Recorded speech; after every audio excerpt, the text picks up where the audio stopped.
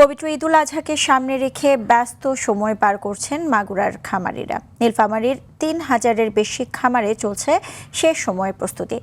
এদিকে কোনো প্রকার ক্ষতিকর ওষুধ ব্যবহার ছাড়াই সম্পূর্ণ দেশীয় পদ্ধতিতে দেশি খাবার খাইয়ে নরসিংদীর খামারিরা লালন পালন করছেন গরু, ছাগল, মহিষ সহ বিভিন্ন পশু। তবে খরচ বৃদ্ধি নিয়ে কিছুটা চাপে খামারিরা। দর্শক, এ বিষয়ে আরও জানাতে নরসিংদী থেকে সরাসরি যুক্ত হয়েছেন সহকর্মী নূরে আলম রনি। এবার তো বেশিরভাগ খামারিরা দেশীয় পদ্ধতিতে কুরবানির পশু লালন পালন করছেন, তো খরচ বেড়ে যাওয়ায় পশুর দাম বাড়ার কোনো সম্ভাবনা রয়েছে কিনা? জি সুজনা, ধন্যবাদ আপনাকে। আপনি যেমনটা জানেন যে কুরবানি ঈদের আর অল্প কয়েকদিন সময় রয়েছে। এই শেষ সময় এসে কিন্তু নরসিংদীর খামারিরা যে কুরবানির জন্য যে পশুগুলো প্রস্তুত করার সেটি তারা পরিচর্যায় ব্যস্ত সময় পার করছে।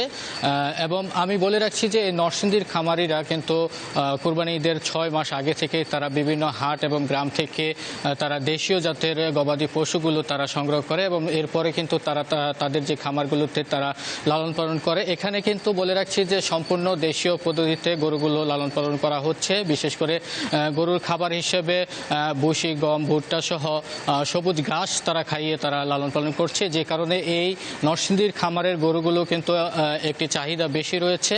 এবং এখানে যে খাবারের যে একটি মূল্যবৃদ্ধি, সে কারণে কিন্তু যে খামারিরা যেটি বলছে যে তাদের খাবারের বৃদ্ধির কারণে কিন্তু এখানে এখন গরুর দামও একটু চড়া নিতে হচ্ছে।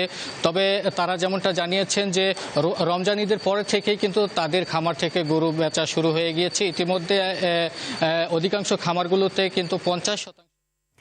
জি আর রনি, আপনাকে অসংখ্য ধন্যবাদ।